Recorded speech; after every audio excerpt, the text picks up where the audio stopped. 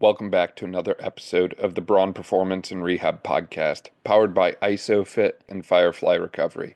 ISOFIT is my go-to for all things isometric strength training. For more on ISOFIT, be sure to check out isofit.com. Episodes like this are made possible by Firefly, the official recovery provider of the Braun Performance and Rehab Podcast. For more on Firefly, be sure to check out recoveryfirefly.com. Joining me today is Ryan Talbot. Ryan and I are going to be diving into his company, VueMotion, in addition to machine learning and how movement analysis software like what VueMotion is offering is impacting and shaping the future of sports performance and sports rehabilitation. This is an amazing conversation, and I really appreciate Ryan's time. Enjoy. Ryan, welcome to the podcast. I'm super excited to work with you today, man. I'm so glad we got to connect back in Sportsmith over the summer. I mean, I still remember those Australian candies you brought, the little koala things. I mean, it was an incredible experience, and just love what you're doing with VueMotion, man. For people who aren't familiar with you and the company, would you mind filling in a little bit about who you are and kind of the backstory behind where you are today? Yeah, fantastic. Well, firstly, thanks for having me on. It certainly has been a long time coming. As you said, we caught up last June at Sportsmith, and then again earlier this year in Dallas with the baseball winter meeting. So it's good to actually, jump on and talk all things sport, performance, and AI. And let's, get into it. I'll give you sort of a bit of background on myself and I guess, how VueMotion came about as well. I spent 25 years in the technology and security space. That was basically my career, but a lot of what I did was around video and analytics and facial recognition, and worked across a lot of different segments. And I also worked as a track and field coach for 15 years. So I think my passion of coaching and working with athletes and my experience within my career around video and what's possible in video is really where VueMotion started. And that happened back in 2019. So, I might even sort of touch a little bit on how that sort of came about as well. I was coaching track and field athletes, so sprinters, hurdlers, and relays, and I would spend hours every week trying to figure out how they move. So I was looking at shapes. I was looking at a lot of video, and video is by far the most used tool by coaches, but we really couldn't get much out of it. It's like it was very subjective. And I was really inspired by Edward Muybridge's work with kinograms that he did in like the 1880s with horses and then humans and then Stu McMillan from Altus actually brought out kinogram around running. And I base a lot of things off that to really understand biomechanics and kinematics of how people are moving. But I was spending hours doing this. I was like trying to cut out specific shapes and put these shapes onto like PowerPoints and try and compare it over time. And it was quite difficult. But and that takes me back to some of where we started. And I worked at Canon for a number of years. I headed up their network video solutions and analytics division, and that's where I met the two other founders of VueMotion, Dr. Amit Gupta, who was part of their research and development arm, and we'd worked extensively with them around different video solutions, and David Kleinberg. And yeah, so from there, it was, pretty much like, okay, I need to solve this problem. And at the time, our CTO was actually working in the drone space for AI technology and drones. I'm like, can you help me solve this little problem? Because, I'm spending hours looking at this stuff, man, and trying to figure things out. So that's really where it sort of started. And then I went out and interviewed probably about 120, 130 different coaches just to really understand the problem out there. So that's where it all started then. I love that. I love that. And you're right. There is such an issue in this space that way. And I mean, I see it all the time when I work with athletes. I like to think that, I know a decent amount of stuff. And then I started filming stuff with the iPhone camera and realizing I don't know nearly as much as I thought I did. I thought these, small mechanical differences that we see between the left and the right side would show up a little bit easier than they do. But a lot of the time they don't. And it's like, did I get the right angle? Am I, really like visually able to see things as objectively as I want to that way? And it's certainly a challenge because if we're going to draw conclusions off of those measurements, then we have to make sure those measurements are good and reliable and valid. Otherwise, as you mentioned, it's highly subjective, and what I see is going to be different than the next person that looks at it. And, we're making decisions that might impact someone's ability to return to sport, return to their career entirely, or return to their desired level of performance. So we really need to take this stuff seriously. I'm curious. You mentioned the kinograms, you mentioned AI, and there's like an AI component to this entire process that you've worked in through video that way. How did you go about developing that, and what does that AI specifically do that makes this so much better and so much more unique than just kind of visibly assessing someone running or even, slow motion video capture, if you will? Yeah, look, that's a really good question. I think a lot of people have seen pose estimation out there, and essentially what that is a computer vision technique to be able to map the anatomical points of the body. And just being able to look at the body doesn't tell us everything. We need to sort of go deeper and further into that because we really can't understand asymmetries and other aspects of how they're moving. So we really needed to bring all of that together. So what we did is we looked at how do we calibrate a scene. And if you look at, a device like an opto jump system where they're rails and they use lasers on the ground to be able to look at things like step length and step frequency and ground contact time and flight times. What we did was developed a computer vision and machine learning model to be able to calibrate the scene. So if we look at pose estimation as one layer, we've got about 11 different layers within our technology to be able to identify the scene, identify the lighting, identify distances so we can map that out properly as far as ground-based measures. Then looking at body-based measures, as well as having something out in a natural environment. And I think this is a key thing here that a lot of technologies, and especially in pose estimation, it's very, very close, single person. But that doesn't really sort of reflect a natural environment. If you look at a football team, they're out there, there's people in the background. So one of the challenges we had was to be able to look at how do we calibrate this scene first, and then how do we look at, okay, identifying different people in the scene? How do we exclude different things in the scene that we don't want to be able to capture? And then how do we then look at action detection? So our action detection looks at what's happening on the ground, what's happening in the air, how they're moving at speed horizontally. And for us, we started off in running, so looking at acceleration and upright running. Now, acceleration, upright running, every sort of key sport beyond athletics, every team-based sport, it's very important that off the mark speed and looking at their running mechanics.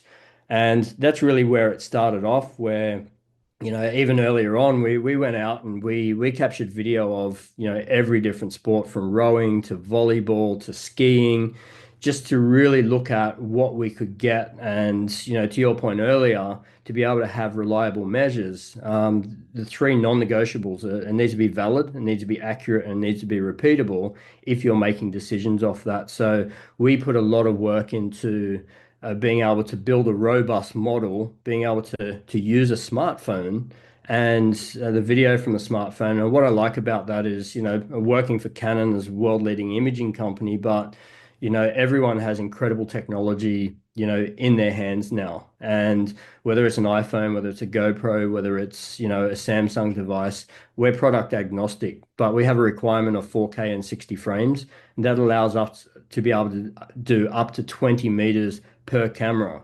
But we've expanded that out as well. We have multi-camera. We can connect up to 6 cameras simultaneously and control it from a single device. So this is great for coaches to be able to look at longer distances and to be able to look at multiple views, to be able to look at what's happening in sagittal and coronal plane together and understanding how athletes are moving throughout time and space.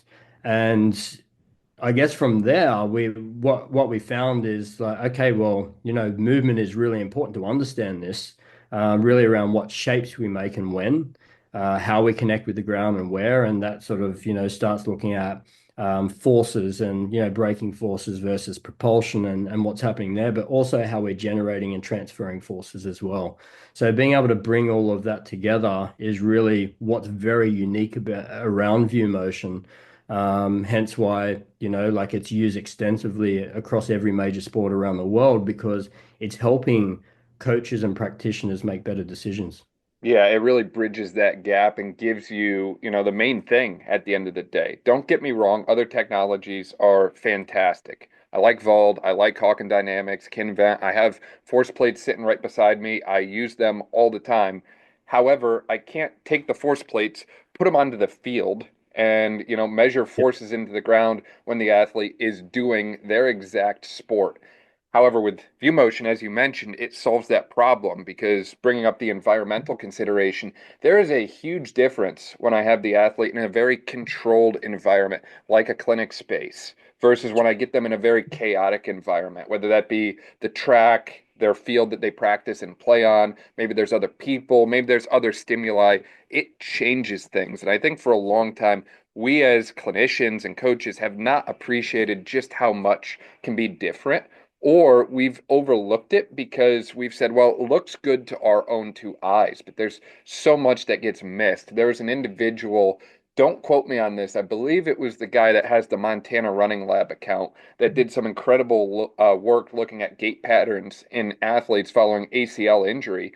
And Hmm. even though clinicians would mark off, yeah, visibly it looks normal, symmetrical left versus right side, once they slowed it down and actually got a little bit in depth with their analysis, there's still 20, 30, 40% differences between left versus right side with just walking alone. And oh, by the way, this is when they've already started running, they've already checked the other boxes and gotten back to a higher level of sport because everything looked good. But in reality, maybe we missed something and maybe we looked at it, but we just didn't look at it in depth enough to appreciate the level of complexity that goes into these, right? You mentioned shapes and patterns a number of different times that way. And any motion, whether it's sprinting or change of direction and cutting, there's so many complicated shapes and patterns that go into it. And that's why, we need this level of scientific evidence or this level of assessment, if you will, to really dissect it a little bit deeper that way. I think for a long time, we've kind of thought about it as something simple and easy. And the more we study it, the more we realize just how complex this pattern is and just how, wild athletes are at compensating through these patterns as well, right? Like if they can find a way to accomplish the task, but doing so in a different way, they're going to find a way to do that. They just create new compensatory mechanisms almost every time they step on the field. And if we're, rehabbing or working with an athlete following injury, we want to make sure we address those things and catch them before we make that ultimate decision to get them back on the field. For a long time, I know a lot of people have had conversations about injury rates following, big injuries and that sort of thing that way, like re-injury rates and so on that way. And, at some point we have to ask the question, what have we not been looking at? And we haven't been looking at the obvious thing of them on sport field or them when they're actually sprinting. And I think that a lot of these things that we've talked about so far, shapes, patterns, and actually assessing that main thing that athletes do the majority of the time is far more important than I think a lot of us have realized in the past. Yeah, look, really well said. And, like we're now over around about 70,000 athletes and in the system that have been analyzed, and that's growing quite quickly. And I think we're really starting to learn a lot with the data. And, to your point, there are some incredible technologies out there. And I think really looking at, how we can bring some of these things together and look at some of the technologies like 1080 Sprint, fantastic piece of technology. Looking at resistance running. Now, being able to bring video and to be able to bring context to something like that, or, how someone's jumping. We have force plates that, teams are using all over the world as an assessment, but also a monitoring tool. And I think if we really look at how athletes move in their natural environment, it's great to get these assessments, but how is it actually transferring? Now, if we look at someone accelerating or running or decelerating or whatever, they're horizontal athletes on one leg at a time, and the forces, the ground reaction forces that are created from sprinting are very difficult to be replicated in the gym. It can be replicated isometrically, But in saying that, I think it's really a case of, okay, this is the puzzle, and there's many pieces of the puzzle to, the complexity of the human body. And this is where video is starting to provide so much context of how we're able to coordinate our limbs at speed and understanding certain aspects of movement. What does good look like? And then, how do we get there? So what are some of the key spatiotemporal parameters that we may need to look at? What's good? What are the interventions we need to put in place? And then from there, being able to track that. And the more the data sets increase, then the more we'll be able to apply to, across different sports. And every sport is different. There are different type of movements. And, I look at, I'll use basketball as an example. We work extensively with teams across NBA and, they're not track sprinters, they're not rugby players, but there's certain aspects of how they move that we need to look at, how they accelerate, how they run, how they decelerate, how they move backwards, how they move laterally, how they dribble, pass, shoot, and jump. That's pretty well the game of basketball. So now we can start looking at each aspect of how we analyze that, looking at how they turn and accelerate and how they move and make space. And what this is doing is really helping coaches and practitioners and teams to really understand where their athletes are at and what they do well, but, what are some things we can work on with them? A lot of the feedback we get as well, Dan, is that having context there is such an incredible and powerful training tool for athletes to be able to see themselves, and especially some of the younger athletes. Everyone wants to see video and wants to see themselves and what they're working towards. Someone's accelerating, their swing leg is well behind, they're striking out front of center of mass, they're sitting too low, whatever it may be. At least they can visually see that within the kilograms and they know what they're working towards. So, having all of that together and, like looking at like there's products out in the market now that's starting to look at, even down to a muscle perspective. You go or a muscle and you've got different technologies that we can start to combine together to get a better picture of the athlete and, players and to be able to help make better decisions in that space. It creates the ability to almost look at every athlete like their own individual case study. It gives you access to research quality insights on everything that athlete does. Like you mentioned, everything from dribbling and running up the court all the way up to shooting that way. And I mean, that level of insight for a long time has felt impossible for all of us to achieve that way. I can't tell you how many times I've worked with a kid, take a baseball kid, for example, and it's like if I don't have room in the clinic for him to throw, I'm stuck trying to slow down that cell phone video and get an appreciation of what he's actually doing when he's throwing because, especially in the rehab space, a lot of the assessments that I see done by individuals are on the table. And I'm not saying that's necessarily a bad thing. I do a lot of them as well. There's a time and a place for isolated joint range of motion, for isolated motion strength, and so on that way. But ultimately, you have to look at the thing that is causing them to come in to see you in the first place. And if you're Mhm. not, you're really missing the boat and doing them a huge disservice. And I think the more you can kind of look at the entire picture, including what they're doing in sport, the more holistic your interventions can be. And as you mentioned, the more guided you can be too. And maybe it becomes a conversation where it's like, hey, the strength coach or the, sports rehab provider is actually not the right person to intervene on this. Maybe it's actually a pitching coach kind of thing.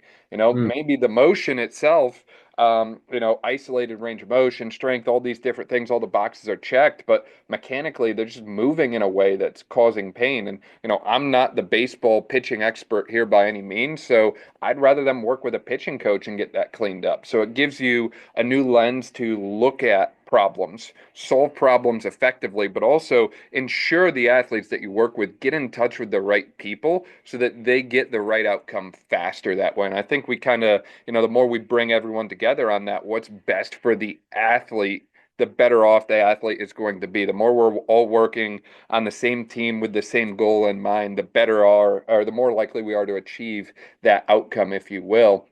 It's interesting too because you mentioned skiing earlier, you mentioned track sprinting, you mentioned basketball, obviously. I guess I'm really curious, is there anything that you can't assess with VueMotion, or what have been kind of these unique, different little sport case studies or examples that you've seen come about that maybe you didn't think of when you first got the company started back in 2019?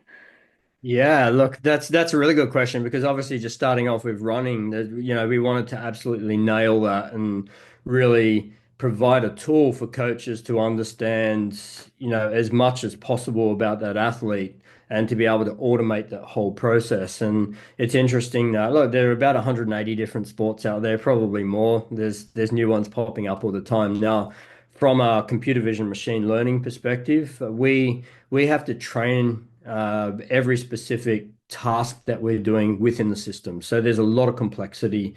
When I was looking at, creating kinograms, and if we look at an upright running kinogram, it actually extracts 6 points of the gait cycle left and right side, so you can see what's happening on both sides. And I had a whole team of people just basically training that. This is strike phase, this is mid swing, this is toe off, this is touchdown. And we had to do that over many, many months to build that, to be able to automate that process. And it's the same with everything we do. So we really look at, okay, what problem are we trying to solve? And you're talking about baseball before, and baseball is about hitting, pitching, catching, and running. And they have incredible technology in baseball. And I know you've been to many of the different major league centers yourself. I was at five last week in Florida, and just looking at some of the technologies they use, and I really appreciate the complexity in teaching movement and understanding movement. Like, you've got a pitcher that can pitch 100 mile an hour and hit a fly on the wall. Like they're that precise. They're perfecting those movements. From a catcher, like, looking at some of the technology they have with holograms basically of a pitcher, and they're able to control ball speed and the spin of the ball. And so they're actually learning so much around from a teaching perspective of how they're using these technologies, and same as hitting as well. So we're involved in the hitting space with another company and provide the technology behind that.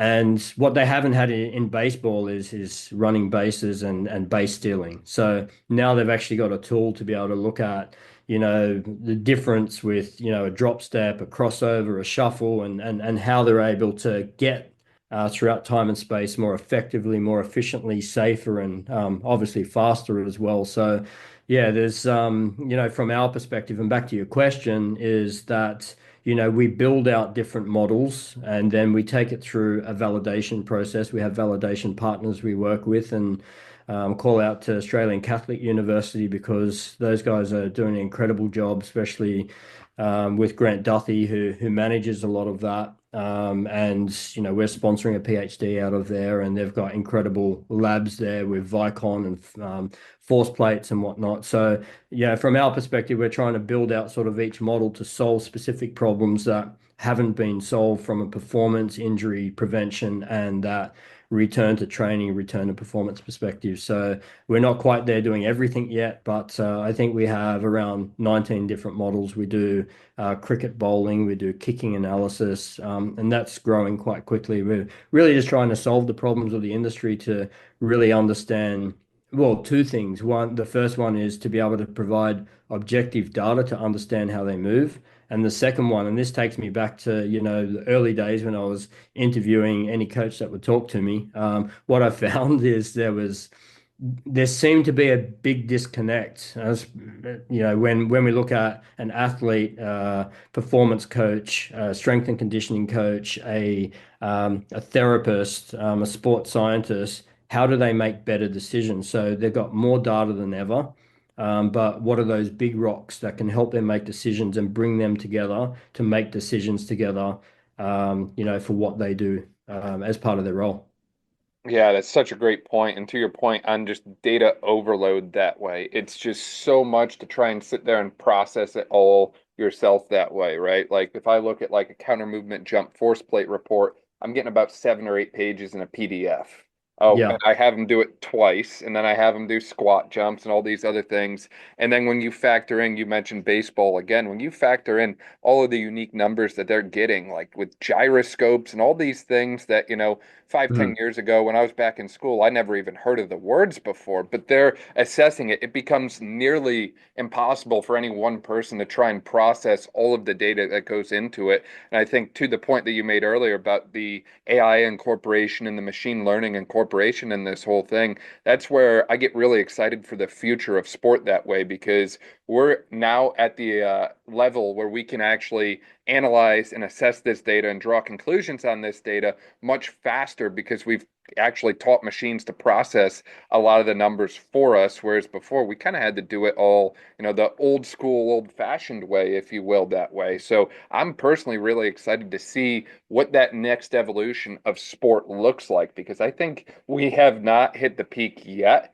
I think that, the technologies like you guys are putting out with VueMotion in particular make it exciting where we'll see athletes running faster than they've ever had before, right? Like Usain Bolt's record is going to get broken in the 100 and the 200 and so on that way. We're going to see athletes in baseball. Yeah, they're all throwing 100 right now, but someone's going to be the first guy to throw 110 miles an hour. And then, of course, someone's going to be the first one to hit a 110-mile-an-hour pitch. It makes the entire sportscape extremely exciting.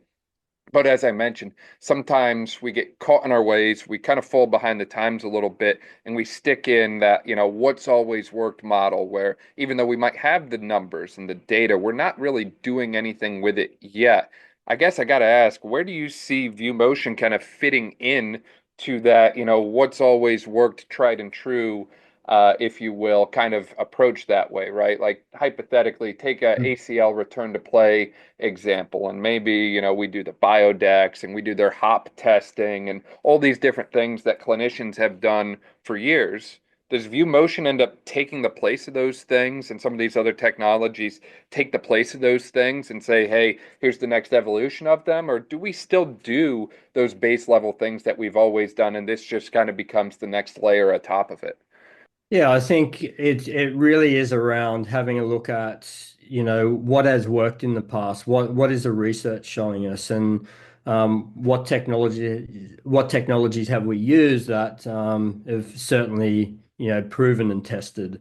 And you mentioned sort of ACL rehab and looking at things like three hop tests and that. Now we can really start to get some good information around a hop test with a multi-camera where we can start looking at hop distance. We can look at time on the ground. We can look at RSI. We can look at strategy of how they're hopping. We can also look at things like knee valgus and what's happening at the trunk and what's happening at the hip. So we can bring all of that together, which really supports a lot of, the research that's been out there. But now we can capture it a lot easier and understand so much more because we need to look at the body as a whole. And that may be a combination of different technologies, but certainly what we're seeing now.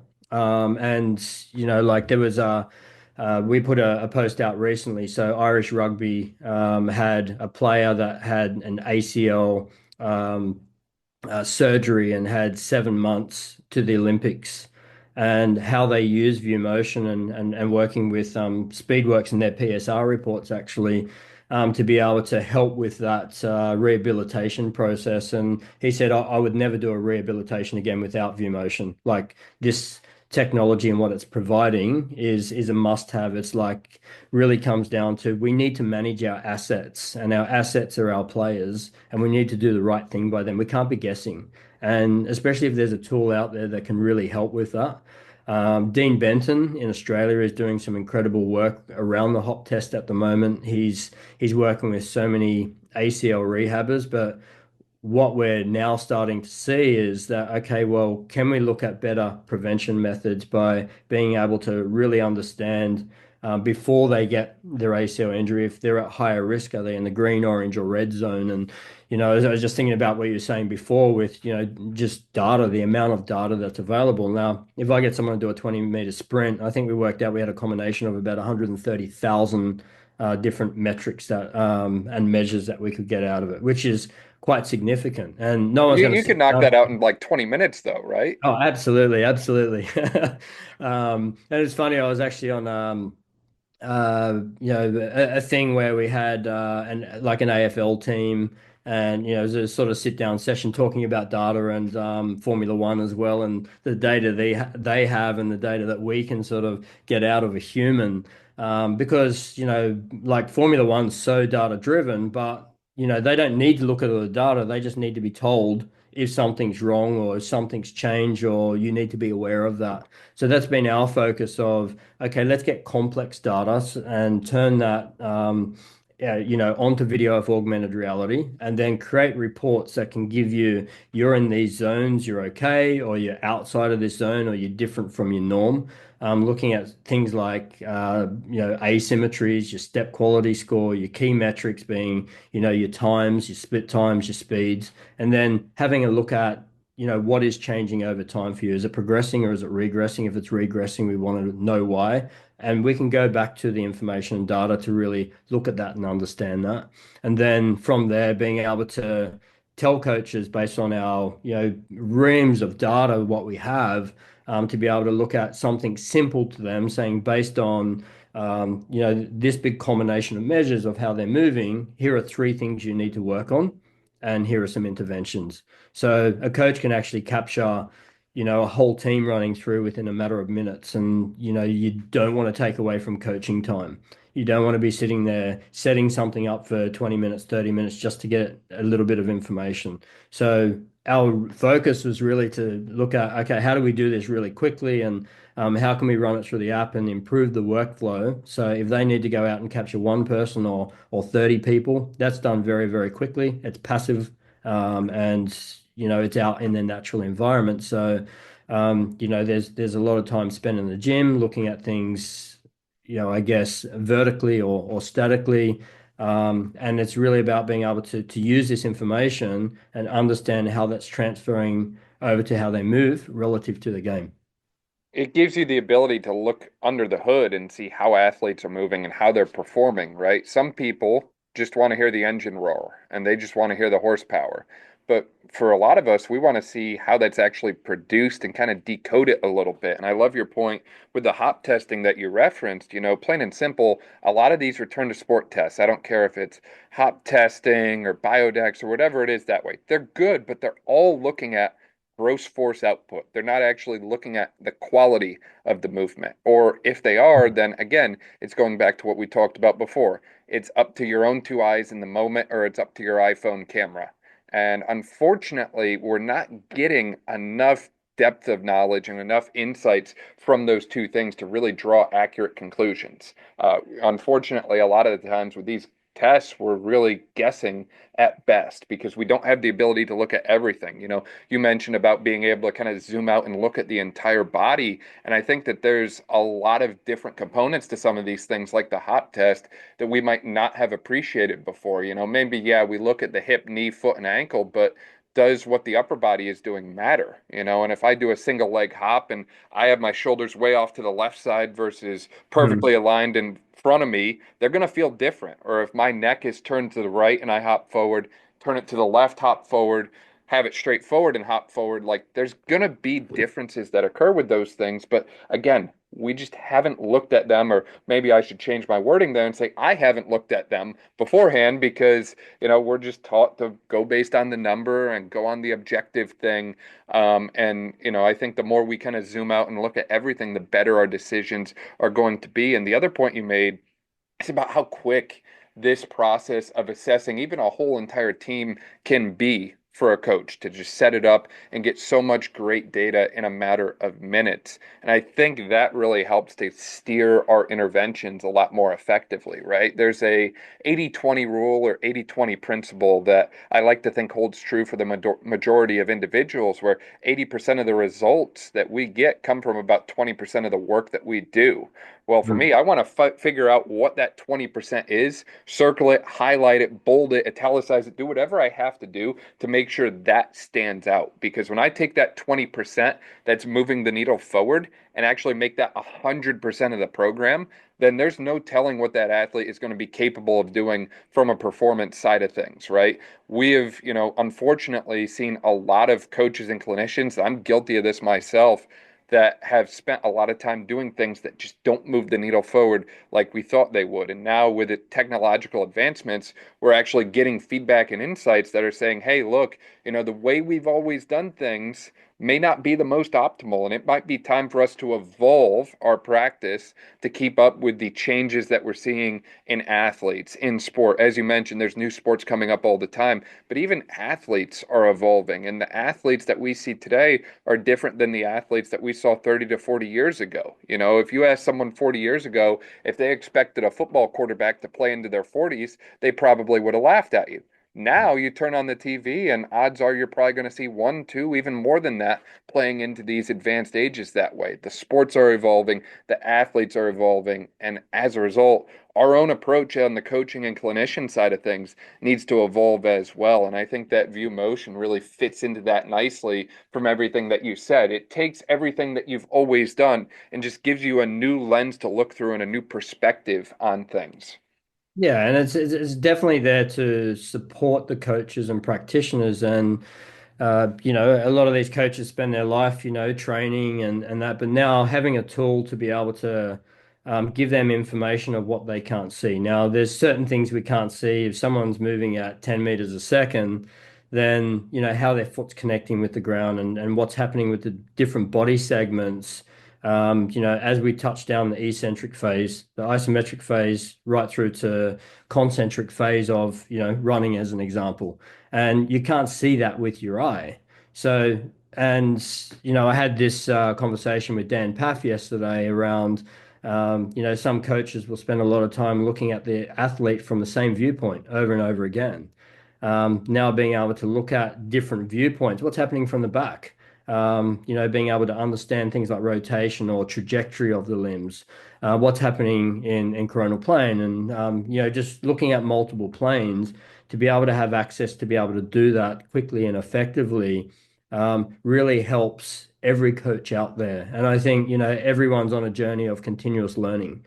If we've learned everything, then, no one will ever get there, right? Because, every athlete's different as well. So you're dealing with complexity of a number of different things. And I like to break things down into the S's, looking at the strength component and, which is a big part of it as well. The skill component, understanding how they coordinate their limbs at speed, and then stability and stiffness. And that's where we start looking at, okay, well, how do we improve that with the tendons and looking at tendon health? And we've spoken about that, in the past as well. Speed of movement, and then looking at suppleness and our dynamic range of motion as well. And then we have our stamina and the psychology aspect. So there's a number of different layers into an athlete to be able to look at, how we can best protect them. And that's what it really comes down to. As coaches and practitioners, we have a duty of care to be able to protect them, to be able to keep them in the game, because the cost is quite significant. Injury is a big cost. If you look at NFL, they play 17 games in a regular season. Just as an average, it costs the club about $194,000 per game for one player sitting out. That's just as an average. That's not a marquee player. So, like, being able to protect those assets is really, really important. NBA is about 125,000 a game. They play obviously a lot more games, but there's a cost to injury. There's impact on the player. There's an impact on the coaching staff that are working with them. There's an impact on the team, but also on the brand as well. If you've got multiple players out that are injured and you lose 3 games in a row, the fan engagement, the ticket sales, and that, I think it's 8 to 12%. Don't quote me on the exact number, but yeah, like, it has a big impact. So, how do we keep players healthy to perform better? How do we make better decisions around the assets? You mean to tell me people don't want to root for the team that always loses? Really? That would explain why, not to at my high school, but that would explain why we didn't have too many people coming out to our games that way. Because I think my senior year football we might have went 2-9, maybe. Was Okay, and not a great year for us. the But first few games are okay, and it's like I just don't want to go to watch them lose again. But yeah, yeah, but when they're winning, it's just like it has such a positive impact on the team, on the brand, on the players. But back to injury aspect, if you're doing an ACL, you're pretty well out for the season. And like that's a big cost to the club, but psychologically on the athlete and also the other players, because keep in mind we adapt to our environment, and we look at things like rhythm lock where people walk together, jog together, run together. They're connecting with the ground at the same time. And I talk about this. I actually presented on it in Boston last week and showed some really good examples and how we can actually overcome that. But it actually changes the dynamics of a team. yeah, it really does. And overall, the long-term outlook for that athlete, right? Some of these injuries, like ACL, for example, like it doesn't matter what level you're at, even if you're in the professional leagues, 1 in 3 don't get back.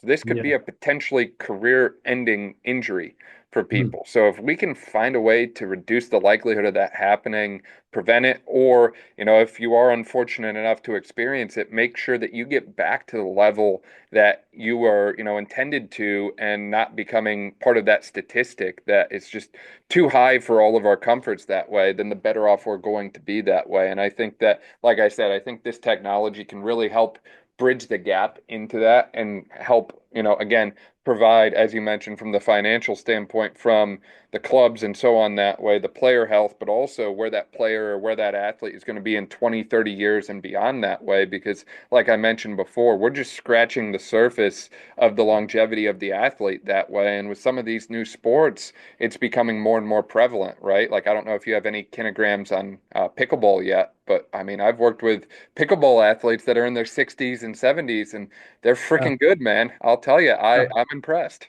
Yeah, absolutely. Ryan, as we start to wrap up here, is there anything that we missed in our discussion today, or any other closing thoughts or remarks you have in relation to VueMotion? Yeah, look, I think, as we've sort of been, over the last sort of 30, 40 minutes, just really talking through, a lot on, technology and how it's really helping. I think we need to look at, where we see the future as well. And that's an important part for us as a company, being able to integrate into other systems, look at interoperability into other systems.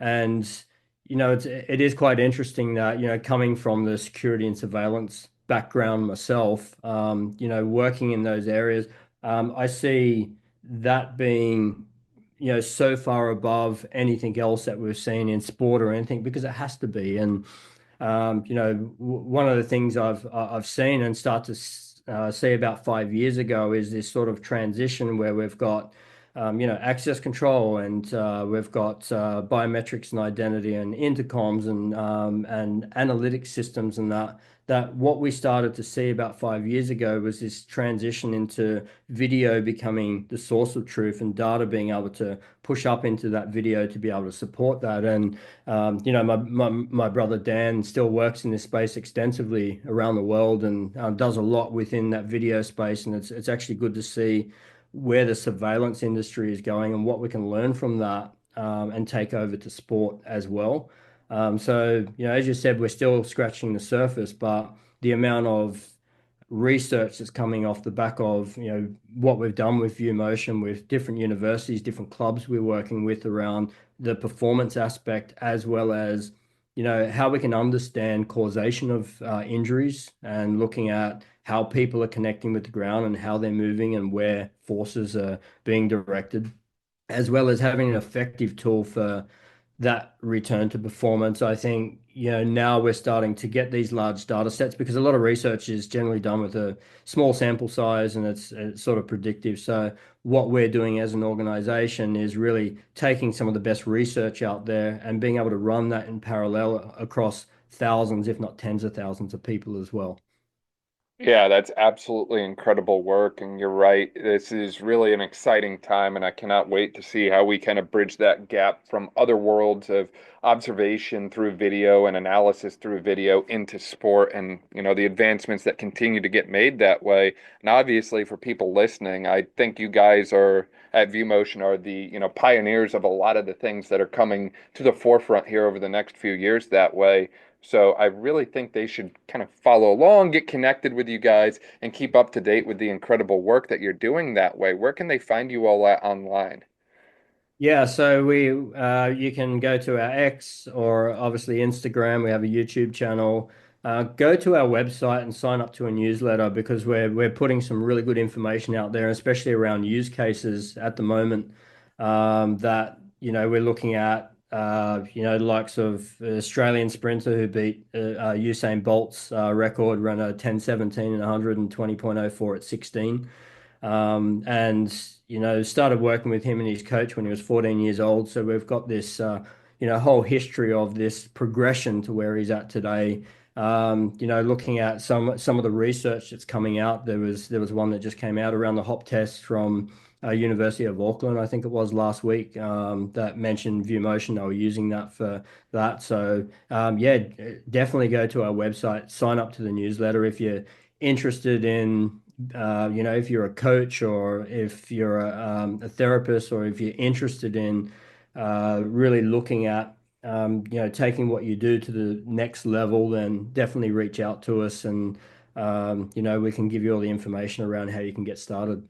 For sure. I'm disappointed though. You're not on TikTok yet, Ryan? Come on.